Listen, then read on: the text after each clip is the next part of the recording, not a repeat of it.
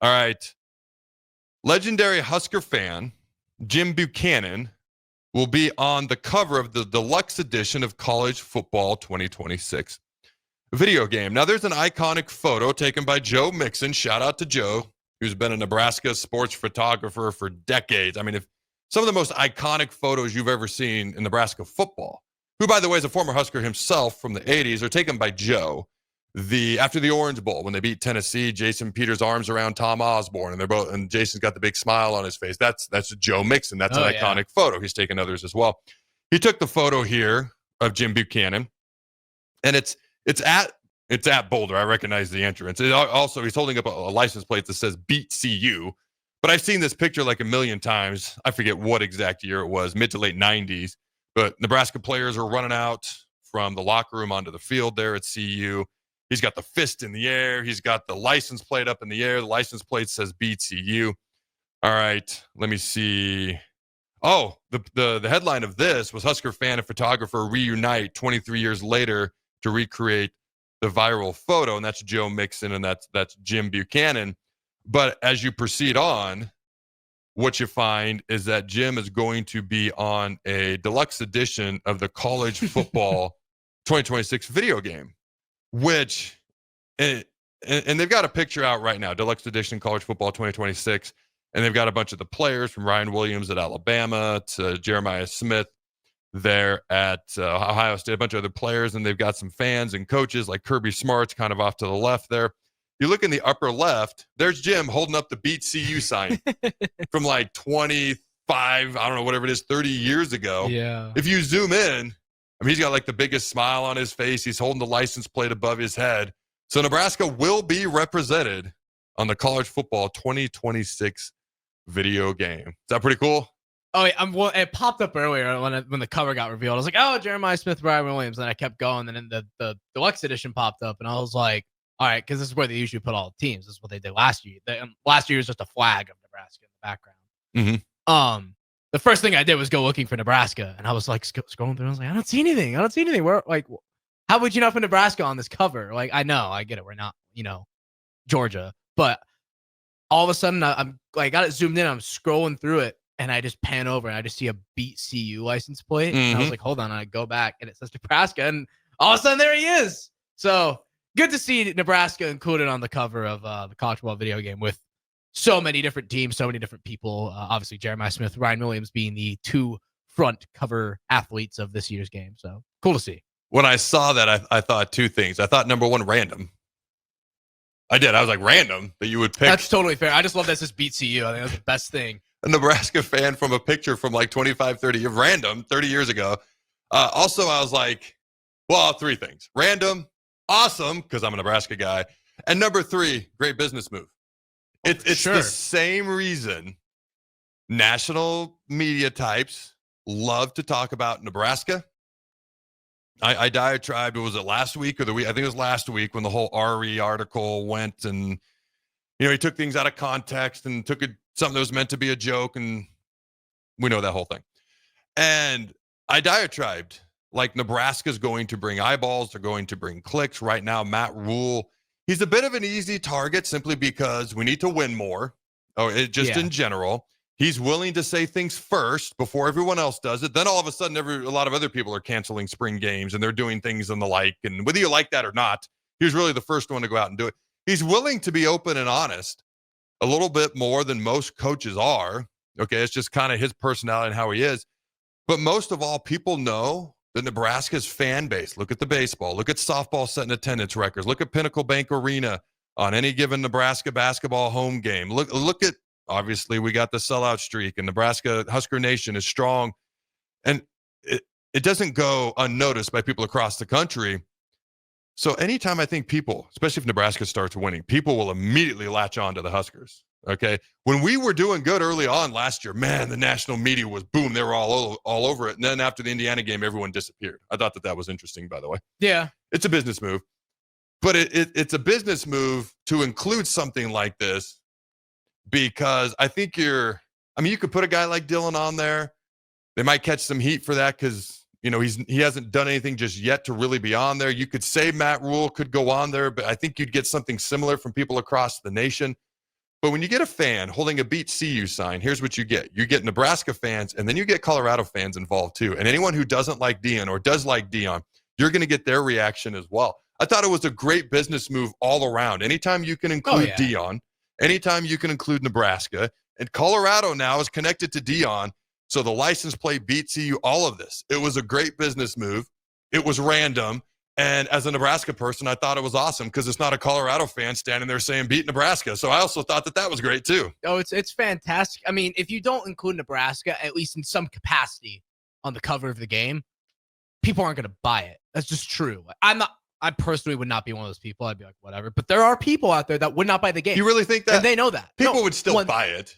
I'm not saying that like all Nebraska fans aren't going to buy it, but there will be people that are like, Nebraska's on the cover. I don't really want to buy it. I think people are more likely to go out and specifically buy it if Nebraska's on it. That's what I'm saying. Yeah. Like, that's more likely. But I do think there would be a not a big group, not a massive group, not the entire fan base, but there would be a group of people that would be like, I'm not buying the game because they didn't include Nebraska on the cover. And they do a pretty good job at encapsulating everything. Like Colorado is technically included in that, even though it's kind of a little dig at them, but they're included in that in a sense. So. They could just did they put Deion on the? Let me look at this thing. I don't know. I didn't look for Colorado. No, there's no Deion.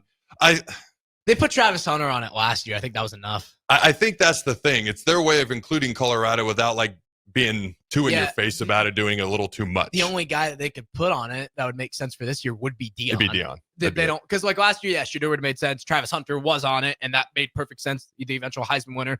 The only one that was on the cover last year out of the 3 cover athletes that really got drafted high, but Donovan Edwards didn't get drafted at all. Quinn Ewers went in the 7th round to the Dolphins. So. Dude, I can't believe that. Yeah. Quinn Ewers was the #1 recruit in the entire country when he came out of high school. Went to Ohio State. Signed, one of the highest rated quarterbacks ever, South Lake Carroll. Yeah, signed the first, I think, $1 million NIL deal ever, like or it was the biggest at the time. Then comes back to Texas. Then he's obviously got Arch Manning breathing down his neck. You know, we kind of talked in the past about how had he stayed, well, not at Texas, but in college football, I think it was Arch Manning's time no matter what this year at Texas. Sure. But he passed up millions of dollars.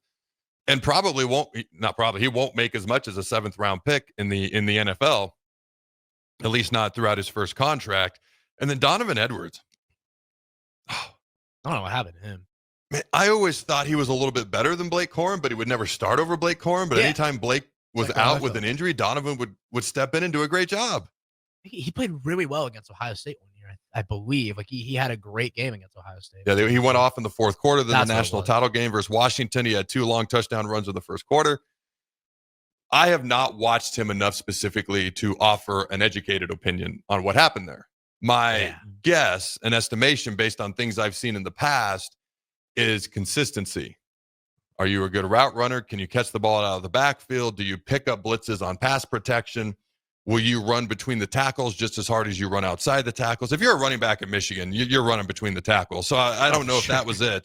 There's something that's just missing, though, because he never was truly the outright starter, barring Blake Corum's injury for a while. And then when Blake was gone, I'm like, all right, it's his time. I've always thought he was better than Blake, but clearly I'm missing something, and clearly I'm wrong because he didn't even start last year and then goes undrafted. But that's besides the point. Yeah, so you think about Ewers, 7th round, you think about Donovan Edwards not getting drafted at all.